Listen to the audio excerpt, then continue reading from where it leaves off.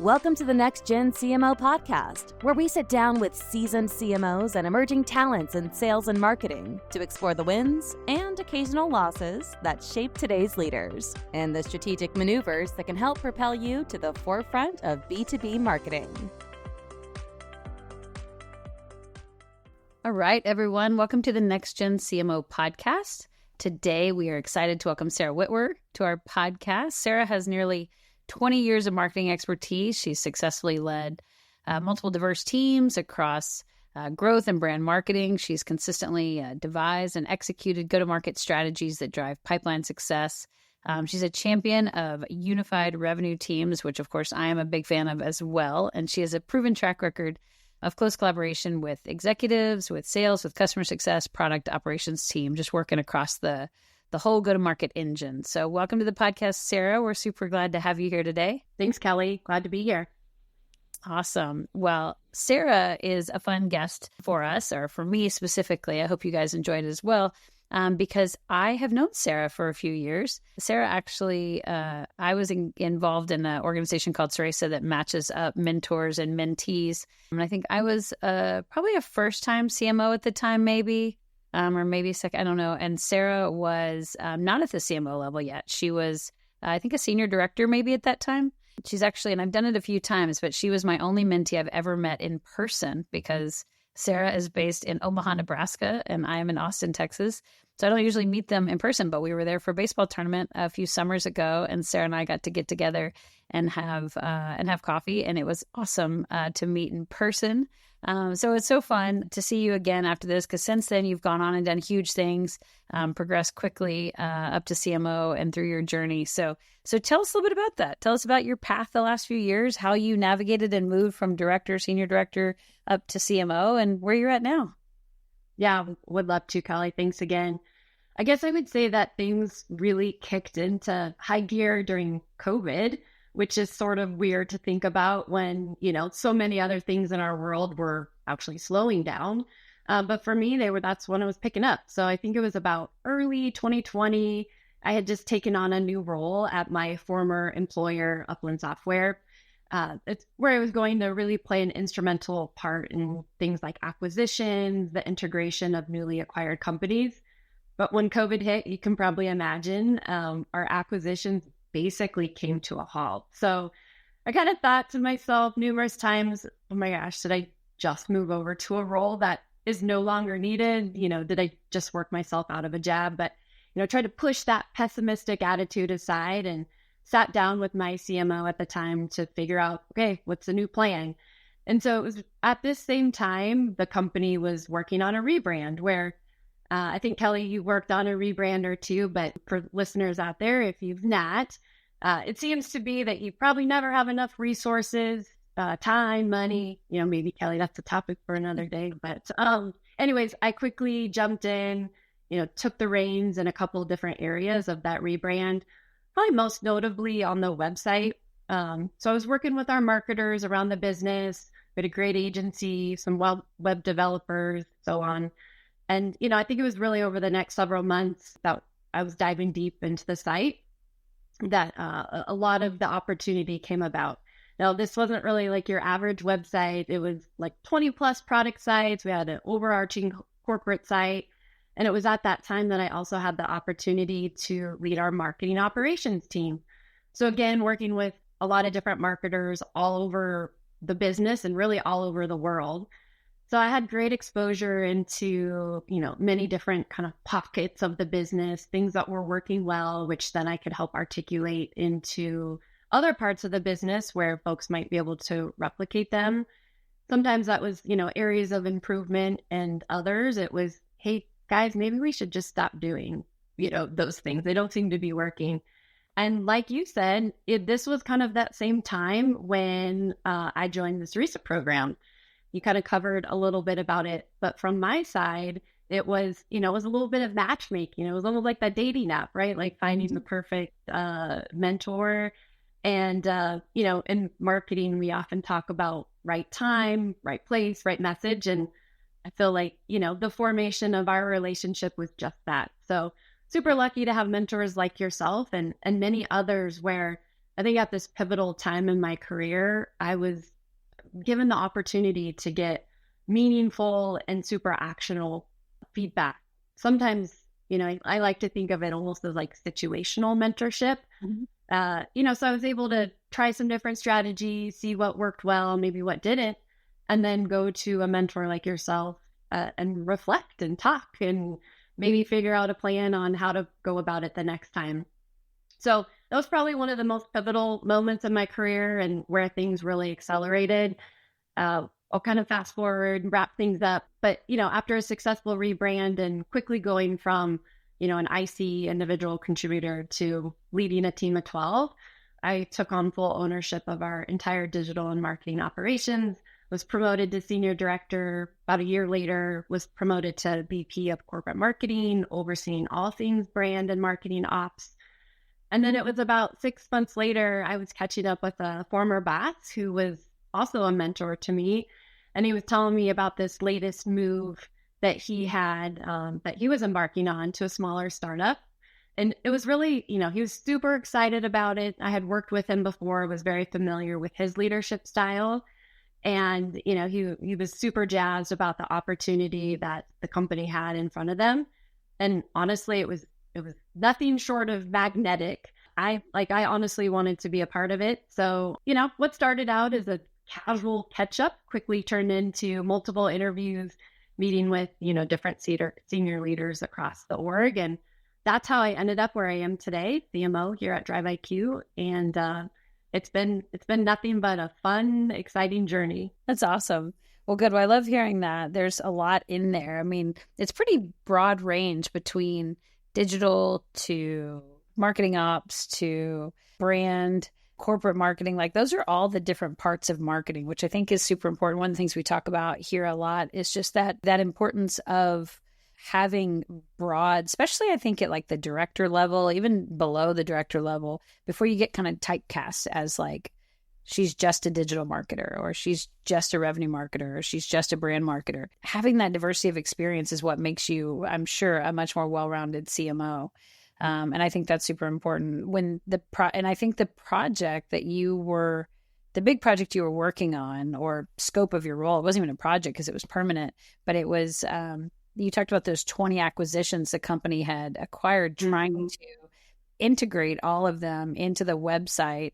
And I know the technical debt that comes with that, because it's easy to port over content. It's a whole different thing to actually like streamline, redesign in a new site with a new look and feel, a single CMS, all the different things, and figure out your brand connection on all those pieces.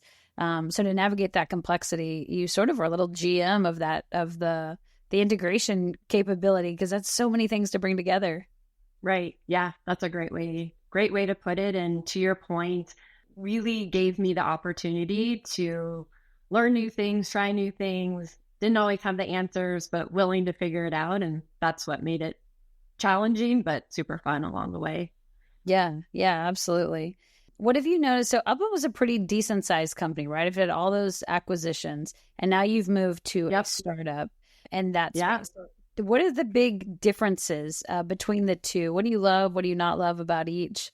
Not to put any companies under the bus, but I mean, of a big company versus a smaller company, and kind of what are those trade-offs and dynamics? We have a lot of listeners who come from both sides. So up and comers, future CMOs who are kind of like, do I want to go startup? Do I want to stay in enterprise? Where do I want to be? Yeah, no, that's a great question. For me, at Upland, I was given the opportunity, even with a big company, to do a lot of different things. And with a startup, you have that same opportunity too, right? Even as CMO, I'm rolling up my sleeves, getting in the trenches, helping with, whether it's, events or what have you. Whereas I think sometimes when you're with a larger company, an enterprise, it becomes maybe a little bit more siloed, where to your point earlier, you were talking about having, it's more functional marketers versus kind of generalists. Yeah. And so I think there's pros and cons for both. But what I've noticed at both is the importance of being agile and, what some might say is the art of the pivot, right? And I don't think that really matters small or large, like the the importance of just being agile. Things are going to get thrown to you all the time. That doesn't, that's not only at a large company or only at a startup. And how you react is super important, especially when you have a team of folks behind you, because they're looking at you. How is she reacting, or how is he reacting? Yeah. And that's something that I really take pride in, is, focusing in on that agility and also bringing a positive attitude. Yeah. Yeah. Tell me about one of those pivots. Is there an example you can think of a time that was like where you had to adjust on the fly, or where the business pivoted in a major way, or you were forced to pivot in a major way because of some changes in the market? You have any examples of that? Yeah. I'd love to talk about, there's one that comes to mind, specifically for when I joined DryvIQ. But before I do that, I feel like, and I don't know if you agree, Kelly, but I feel like there's kind of two kinds of marketers. There's maybe the brand marketer, and then there's the performance marketer. I'm not saying you can't be both, but I feel like there's typically one that kind of naturally runs through a marketer's DNA, and maybe, the other one you have to work on a little bit more. So for me, I'm a numbers gal. I'm constantly trying to figure out what's working, what's not, what should we amplify, maybe what should we stop. And so to answer your question, when I first joined DryvIQ, we were doing a lot of trade shows. Many people were discussing across the organization how great they were, and we needed to do more. And when I dug into the numbers, that wasn't the case. I mean, yes, they were generating leads, and that's what people were super stoked about. The team had created beautiful, fun, interactive booths. But when it came down to it, we were finding there were 0 closed-won opportunities. And, I get that there's something to be said about brand exposure and impressions and, all the touches that we need to close a deal. It's not just one thing. But, when there are only so many dollars to spend, you have to be smart about where each and every one of those dollars is going. So, I'm not saying don't do events. That's not what the point of this is. But what I'm saying is, I'm talking about pivoting, the importance of really auditing what's working and what's not. And, based on the results for us, we pivoted away from those big trade shows, at least at that point in time, and have opted for more kind of intimate roundtables, events that are allowing us as a smaller company to get in front of our target persona. So I guess, the pivot, the lesson learned here was just really overarching message of measure, and, and then take a step back, ask yourself, what kind of return are you seeing? And then being okay with failing. I think that's a lesson that, I'd like to think of myself as an achiever, sometimes too much to a fault. But it's okay to fail, but fail fast, right? Not everything's going to work. It's okay. It's really kind of the name of the game, but move on, figure out what works for you and your business. Yeah. Yeah. I always think fail fast and fail forward is what I tell the team, which is, yes, fail fast, but also figure out what you learned from it so that you can pivot and do it different or fix whatever was broken. So I love that example on scrutinizing the data. I think that's super important to think about. I think you mentioned the wiring of sort of a brand marketer versus a revenue marketer. I feel like there's also a certain wiring I see on those that have an appetite for change and those that don't. I love change. So we can call it pivoting or agility or whatever. I just love the constant sort of reinvention and flexibility that comes from okay, this isn't working. Let's pivot over here. Let's try this. Oh, we got a new leader. Let's go over here. Oh, that customer turned. Let's go figure out this.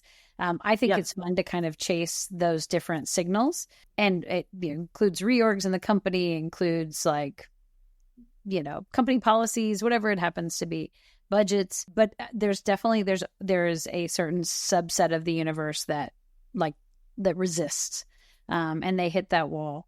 How do you manage through changes like that? How do you coach that events team? Let's go from there. They're seeing their budget probably get cut by a significant portion. They're probably in fear of their jobs. They're wondering what the future is. You're wondering, hey, Is this going to affect our brand recognition because because this was maybe providing more top of the funnel than you were aware of that you just couldn't measure? So how do you manage through some of that change, just to go in on your example? Yeah, another really good question that, I don't think there's probably a perfect answer, but for us, it was being creative and saying, okay, if we're not going to do, as the example, these big trade shows, what are we going to do? And really, in this case, we partnered with our sales team like never before in terms of, more of a true kind of account-based account-based, whatever you want to call it, and GTM approach, and really digging into named accounts. So again, it was not necessarily taking folks and saying, okay, you're not doing events, now you have no job, but now you're going to help with this, and really giving what we have are some, marketing generalists and the opportunity to learn and get exposure to other things that maybe they weren't doing before. I'm kind of naturally have that learner mentality. It's one of my top 5 Gallup Clifton strengths, if you're into that. Okay. So I have a deep passion for learning, and I'm constantly looking for ways to improve. So I feel like kind of naturally I'm pushing that onto my team. And so, what may feel like, hey, this is all I know, trying to present it as an opportunity for folks to learn. Even as a CMO, I feel like I'm always trying to gain new skills and knowledge, and whether that's about marketing trends, leadership, really anything. So, when there's new challenges, either at my level or an individual contributor or, director, just kind of taking those challenges and trying to get over the fear of the intimidation and use that as an opportunity to maybe push yourself out of your comfort zone. I know that I've definitely been pushed out of my comfort zone a time or two, and that's honestly where I learned the most and stretched my abilities. But I always felt like I had I guess you could call it maybe a safety blanket of support from leaders around me to ensure that, things were progressing and doing well. And so now that's what I'm trying to offer to my team. Yeah. Yeah. I mean, in creating that's a big piece of creating culture, right? So it's not just about the change management, the learning, the achieving, the failing fast and failing forward, but making that such a part of the fabric of your organization that it actually affects the culture of not only your team, but probably the whole company. So tell me about as part of that, how do you, as a marketing leader, which, in some organizations I've seen marketing, treated as overhead or as G&A or as whatever. I'm sure you don't allow that. I don't allow that. We're feisty like that. But some organizations might just have some of that. So how do you help influence a company's culture, foster that sense of community, that power and loyalty and affinity for the brand, and to inspire people to want to be proud of where they work, to be brand advocates out in the market? How do you think about that? The role that you as a leader, as a female leader, as a marketing leader, what's your responsibility in that? Oh, I love this question. So I don't think it's just the job of marketing or the brand team or maybe even the HR team for some to focus on company culture. In my opinion, starts at the top with the CEO and the rest of the leadership team. I have no doubt that I'm probably seen as the company cheerleader. And you know what? I'm okay with that. I embrace positivity is, again, one of my other strengths, and I run with it. So building a strong company culture, especially in startups, is crucial for long-term success, employee morale, and even sustainable growth. And I feel like, whether startup or not, we're just in this period of time where things are moving a million miles an hour. There's high pressure to perform, and the culture serves as the foundation for how teams are working together, navigating challenges and driving the company forward. I'm sure you've heard this quote, Kelly, but there's, Peter Drucker, he, and my CEO often reminds me of this. It's that culture eats strategy for breakfast. Mm-hmm. And constantly something he's reminding us and we're talking about as a leadership team that, culture of your company ultimately determines your success, regardless how effective your strategy may be. So, I love me a good detailed plan and solid strategy. But if, people aren't executing and they're not focusing on the culture, then projects are going to fail. And, I think that many companies have come to realize, especially during the pandemic when so many of us were working from home, is that culture isn't, just about ping pong tables and free lunch. Although, that stuff is good too, but it's, really about creating an environment where employees can thrive. And one of our mantras here at DryvIQ is ensuring our employees are equipped to do the best work of their lives. Yeah. And, when that clicks, everything else follows. So, and then, I'd be remiss to share maybe a little self-promotion, but just earlier this week, we at DryvIQ were recognized as one of Will Reed's top 100 companies that are shaping the future, thank you, of workplace culture. And so this is an award that's kind of more focused on, startup Series A and Series B. But, if I take a look back at to why, for us, we're really focusing on employees' well-being, ensuring that we're recognizing and rewarding employee achievements. And, arguably probably the most important thing, we have a super transparent leadership team and we're communicating to employees on the regular.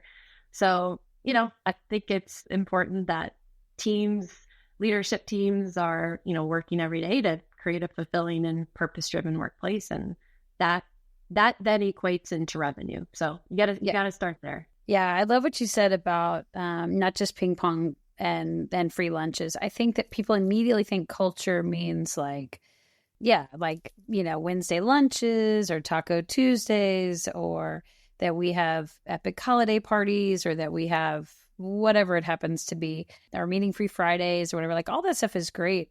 This year, we've really been, a lot throughout, but this year right now, we've really been focused on our culture as defined as by high performing teams. And what does that mean, right? It's so much more than just those fun elements, but really like a bias for action, or these core values around taking responsibility and ownership and urgency, some of the things you talked about with your team. So I think those are the ones when we think of culture. I just ask our listeners to think about culture as so much broader. Like, what are the things that help you get your work done? Like you said, being the best versions of themselves, or whatever you said about doing their best work. What is it that allows that? That means we need clear decision-making frameworks. It means that we need clear RACIs and roles and responsibility clarifications, that we need clear rules of engagements between teams so we know when to engage and when to lead. We need to know what success looks like and clear OKRs. Those don't feel like culture, but yet without them, you certainly get the opposite culture. And right. So I love the idea of sort of thinking about culture broader than just the fun parts. It's all the stuff that actually allows you to get your work done and be your best self at work. So I love that. Cool. Okay. So I wanted to touch on really quick. You have mentioned positivity. I'm going to assume achiever based on you and based on you got it. I got 3 of your 5 as my guess. What are your other 2? Okay. So positivity is in my top 10. So, so we have achiever, individualization, arranger, learner, and responsibility. So, What about you, Kelly? Mine are, let's see if I can do them in order. Achiever, woo, which is stands for winning others over, communication, positivity, and responsibility.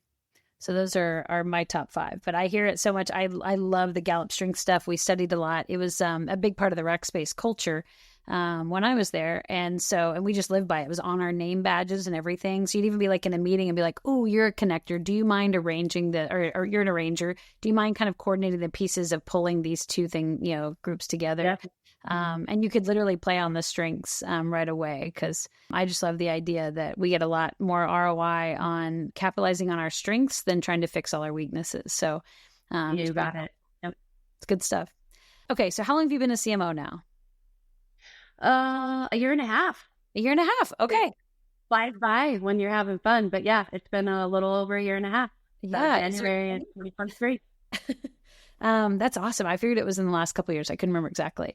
So in that year and a half, one, how has your opinion changed about being a CMO, what that looks like from the beginning versus now? And what do you think successful CMOs will look like in 5-10 years from now? Like, where are we going, you think?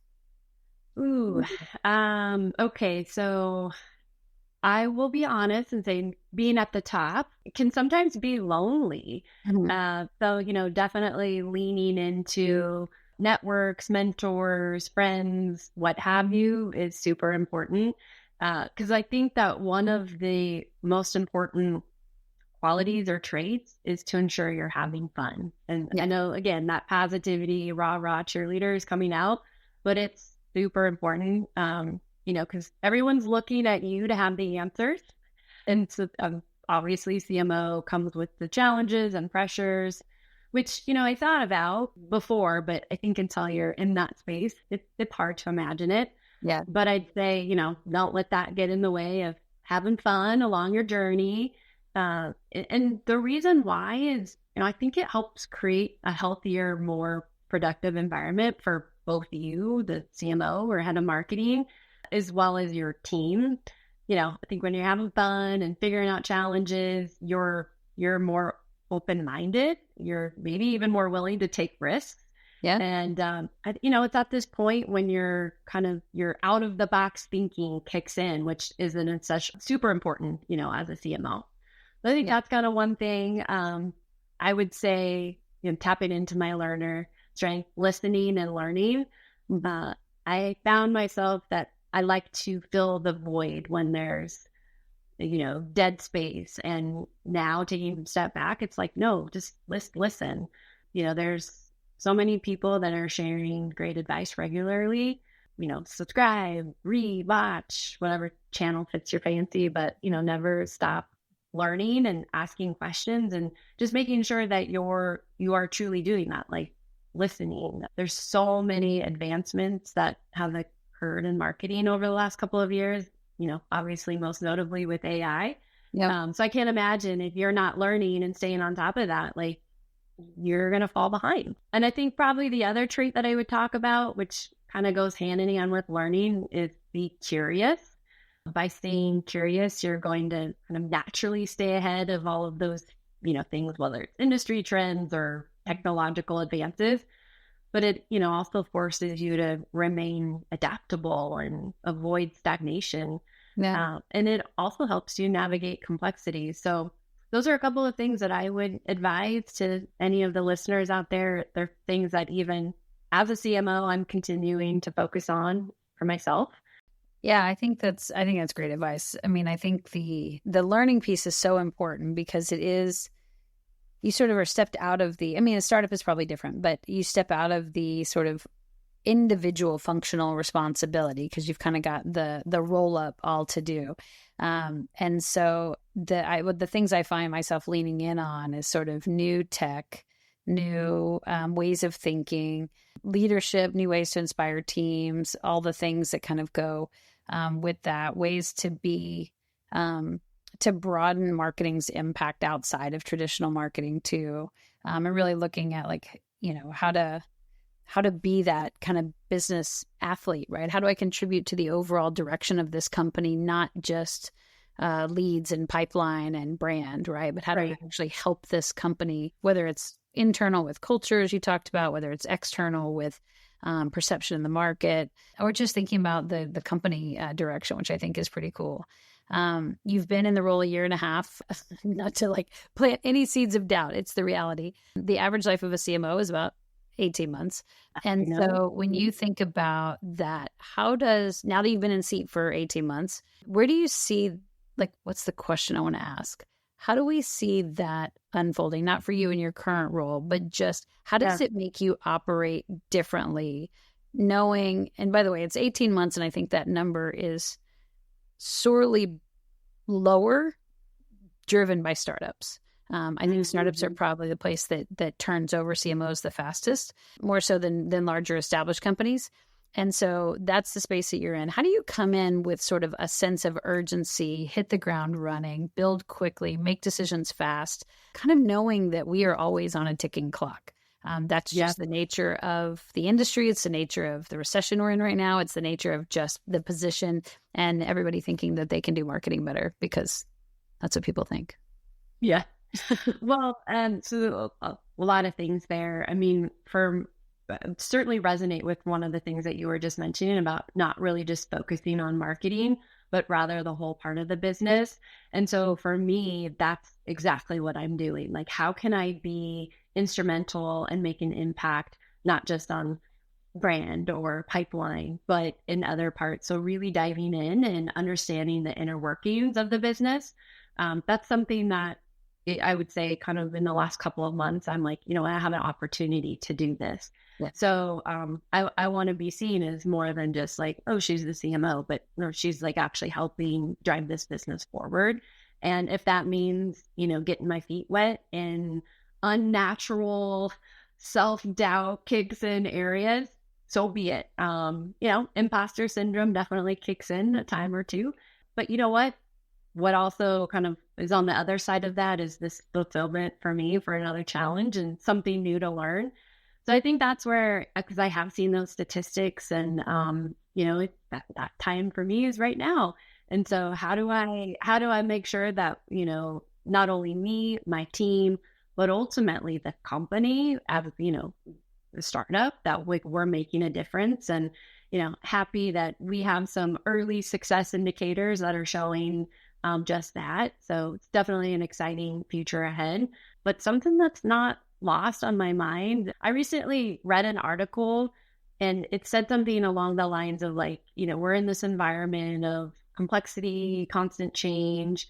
And it was kind of specifically referring to the difficulty of marketing and how much noise there is and all of this. But, I think in order for myself to grow, my team to grow, or really any other marketers, we have to think of this like not in a marketing sense, but more as like, hey, we're problem solvers.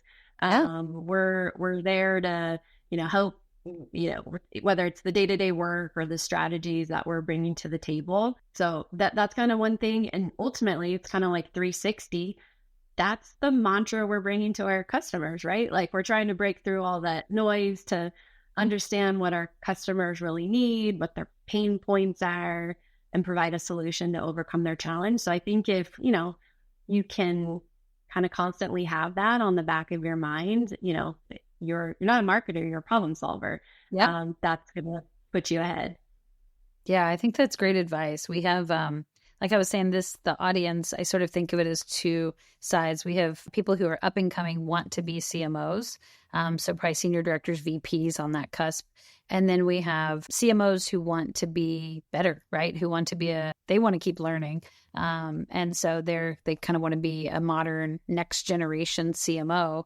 And so I think that's great advice for both, right? The learning side for sure, the listening side for sure, the business athlete strategy side, the problem solver. I think those are all super powerful. So thank you for sharing all that. Before we go, we'll wrap us up. What's a fun fact? What's something unique and special about Sara that we don't know or that people don't know?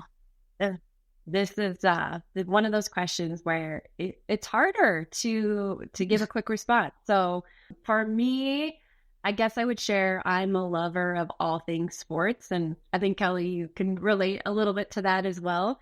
So, I feel like every night we're off to some practice or game. I have 3 young kids that are all in the house still. My husband coaches, so go to a lot of local high school games. We try to get to college games, professional games. Like, I think when it comes down to it, I just love sports. But I'm going to pat myself on the back as we're talking about sports because it's very much related and it ties very specifically to one fact. Okay. So I was on the high school state volleyball championship team. And this month, they're going to be airing it, but it's on their classics series. I'm part of this sports classic. I'm excited about it, but then I'm like, dang, if it's part of their classics series, Oh my goodness. Oh, Yeah. let me know when that's coming on. That's very cool. I love that they're showing that. That's amazing. So this was it the Nebraska State Championship, or were you somewhere else? So it was at the high school. So I went to a small school in Midwest Nebraska, Nebraska. and Okay. so it's kind of part of their classic series, but they're also like sharing it as one of the greatest comebacks because we got the first set was not good, but spoiler alert, we did win, but it was a rough start. So again, another example in resiliency and overcoming challenges. It can be done. Side hitter, middle blocker. What were you? Middle blocker. Middle blocker. Yeah. So how tall are you? That's probably another fun fact. People can't tell. 5'9", which is really not that tall for a volleyball player, but in Midwest Nebraska, it is. And I'm going to assume I've seen you in person. Of course, I haven't met your husband in person, but wasn't he a college basketball player? Am I making that up? Or a high school basketball player? And he's a basketball coach. Yes, you got it. Basketball. Yep, that's his thing. But we love it all. Basketball, football, soccer, track. Yeah. Awesome. Yeah, we are in the throes of football right now. It is Friday Night Lights in Texas, and we are having a ball. In fact, we are flying tomorrow. Did you notice I said that, to a high school football game, my son's high school football game, which is in Midland, which is 6 hours away. Okay. And so we're flying because flights were $107, which was cheaper than driving, and about 10 hours quicker. But yeah, so we're flying there to see him play. It's the third game of the varsity season. My son's a running back, and it's just a blast. So it'll be fun as your kids continue to get older and older, and you coach them all. Yes. Yep. Very a lot cool. of life lessons to be learned, on and off the field that can be relatable to the work experience too. Yeah, that is for sure. In fact, the other day I was thinking about it. I have one kid who was sort of born a great athlete, so much so that he's like, I'm going to sleep till noon and drink a big gulp for lunch. And then I have another kid who was born an average athlete and wakes up every day to be like, I'm going to be the best today. What do I need to do to get better? And I think about it with my team, like who are the ones who show up to like fight and get better every single day? And who are the ones who take for granted that they've already won the fight and they're good enough as is? And just thinking about which of those do I want on my team so that I can actually coach my kids in the same way and say, hey, if I was coaching you, I want the work ethic over the natural talent. Like I'll take this guy who shows up to fight every single day. I had this talk with one of my kids last night. Yeah, it's there's so many parallels between the two. So I love that we're both raising our kids with that parallel going on. So, yep. Well, cool. Well, if folks were so inspired by you and would like to follow you, what's the best way to get in touch with you? LinkedIn, probably the cliche answer, but yeah, find me on LinkedIn. Pretty easy. Sara Whitwer. Would love to connect. Yeah. Awesome. Well, cool. Well, thank you so much for being here. And thank you to our listeners for joining us. We'll see you on the next episode of the Next Gen CMO podcast. Thanks, Sara.